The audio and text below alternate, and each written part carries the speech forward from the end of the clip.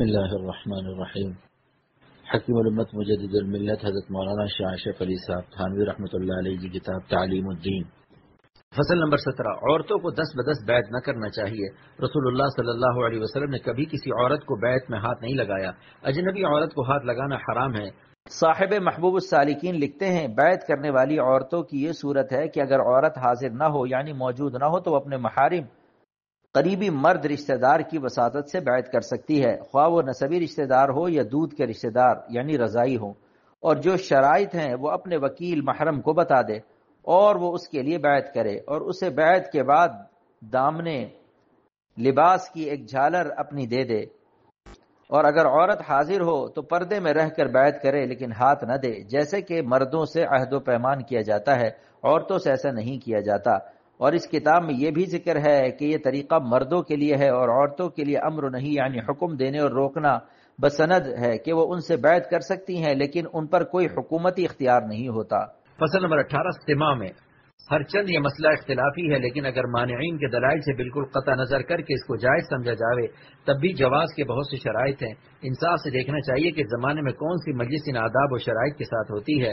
نہ اخوان ہیں، نہ زمان، نہ مکان، صرف ایک رسم رہ گئی۔ ہر قسم کے لوگ مختلف نفسانی اغراض سے جمع ہوتے ہیں اور بزرگوں کے طریقے کی سخت بدنامی ہوتی ہے۔ اس مقام پر صرف حضرت سلطان المشائخ رحمہ اللہ کا ارشاد فوائد الفواد سے نقل کیا گیا ہے، چند چیزیں اس وقت موجود ہوتی ہیں جب سماع سننا ہو۔ وہ چیزیں یہ ہیں: مسمع جو آواز سنی جائے، مسموع جو کہا جائے یا گایا جائے، مستمع جو شخص سن رہا ہو، آلہ سماع وہ ساز جو سننے کی آواز پیدا کرتا ہو۔ حضرت نے فرمایا مسمع یعنی گانے والا وہ شخص ہونا چاہیے جو مکمل مرد ہو، نہ کہ بچہ یا عورت۔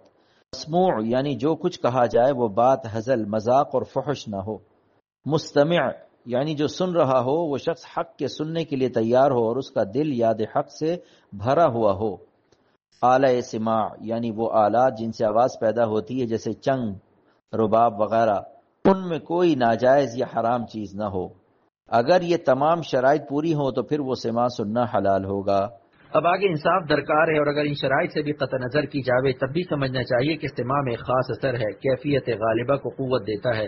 اس زمانے میں چونکہ اکثر نفوس میں خبث و حب غیر اللہ غالب ہے، اسی کو غلبہ ہوگا۔ پھر جب حب غیر اللہ حرام ہے تو اس کے سبب کو کیا فرمائیے گا۔ فصل نمبر 19۔ خواجہ عبید اللہ احرار رحمۃ اللہ علیہ فرماتے ہیں کہ استغراق میں ترقی نہیں ہوتی کیونکہ ترقی دوام عمل سے ہے اور اس میں عمل کا انقطاع ہو جاتا ہے۔ فصل نمبر 20۔ شارح گلشن راز فرماتے ہیں کہ محض اہل کمال کی تقلید سے بدون غلب حال کے خلاف شریعت کلمات منہ سے نکال کر کافر مت بنو۔ صاحب گلشن راز کا شعر ہے: ترا گرنیس احوال مواجید مشو کافر بنادانی بہ تقلید۔ فصل نمبر 21۔ مرج البحرین میں ہے کہ اگر سکر و غلبے میں صوفی کے منہ سے کچھ نکل جاوے تو اس پر نہ اعتراض کرو نہ اس کی تقلید۔ طریق اسلم سلامتی والا راستہ سکوت ہے۔ راقم کہتا ہے کہ مطلب یہ کہ اس شخص پر اعتراض نہ کرو، باقی وہ بات ضرور قابل اعتراض ہے، خصوصاً جب کہ عوام کو مضر ہو، اس وقت اس کی غلطی ظاہر کر دینا واجب ہے۔